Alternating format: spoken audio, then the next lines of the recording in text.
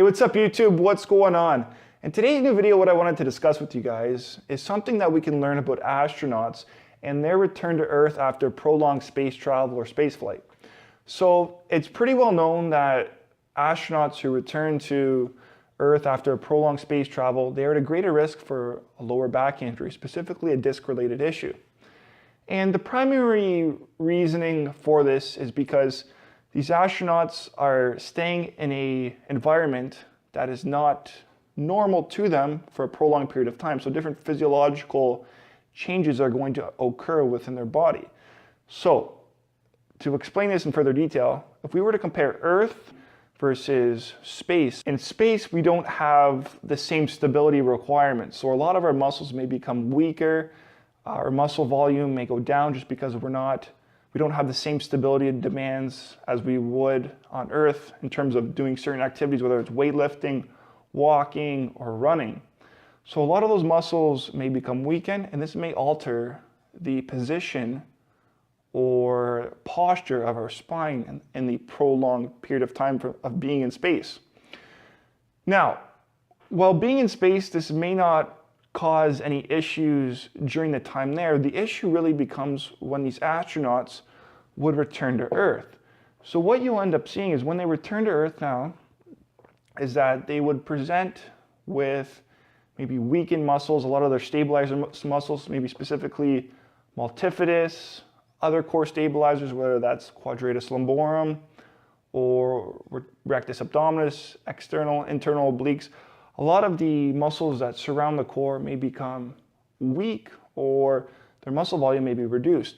So what ends up happening is because of that reduction in muscle volume, you don't have that same stability or strength that may be needed for that individual to engage in daily activities on Earth.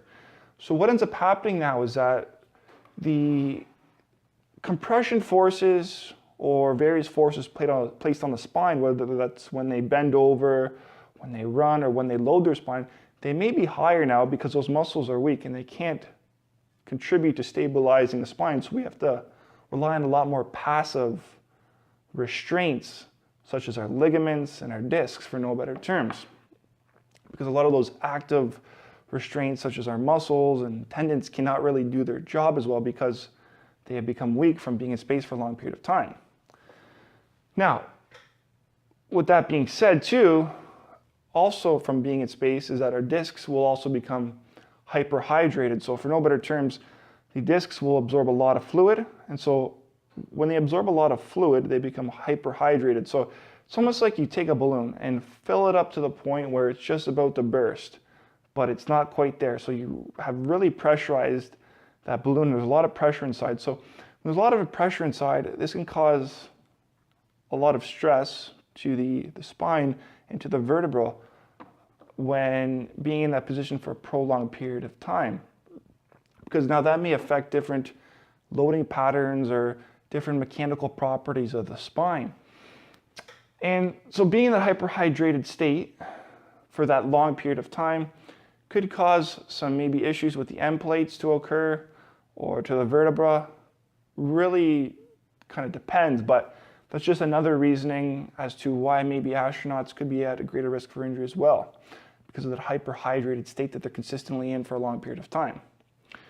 And so understanding all of this and what we know about astronauts and now relating it back to the concept of bed rest, to popular belief and popular prescription by doctors, they often recommend bed rest to individuals with low back pain. Now the problem with bed rest is that you're putting one into a decompressed state for a prolonged period of time. If that's just what they're doing in terms of resting, they're just laying in their bed all day, every day, with regards to their back pain. So a couple things happen is their muscles may become weak, so they don't have the same stability requirements or demands that they may need for walking around, running around, or just engaging in daily activities. So by those becoming weak, those will alter the forces placed onto the spine, and that could actually contribute to more stress or maybe even make one's symptoms possibly worse when they try to return to an activity because of those muscles being weak. But at the same time, we're staying in a hyperhydrated state as well.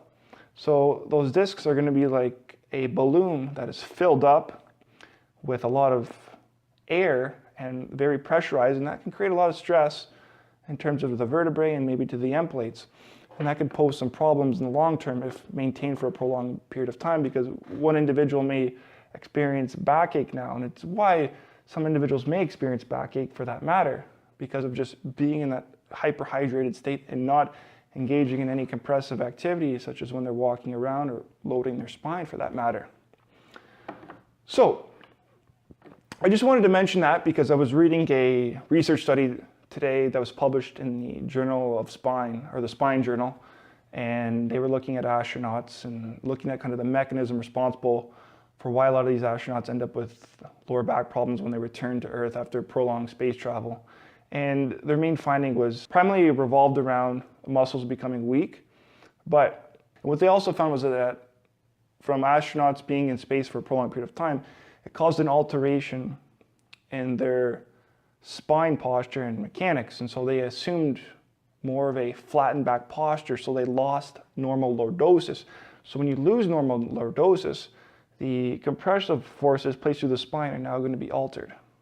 And so that may cause more problems with regards to the disc and maybe even the facet joints or the end plates, because when you go into that more flattened back posture, there may be more compression added to those areas, and that may put one at a greater risk for a disc injury. So I just wanted to share that with you guys, and I just wanted to share with you some of the things that we can learn from astronauts in terms of their prolonged space travel and return to Earth and the onset of lower back injuries, because understanding that also gives us some perspective onto, number one, why disc injuries may develop, but also why things like bed rest isn't exactly good prescription for someone with lower back pain, specifically disc-related issues.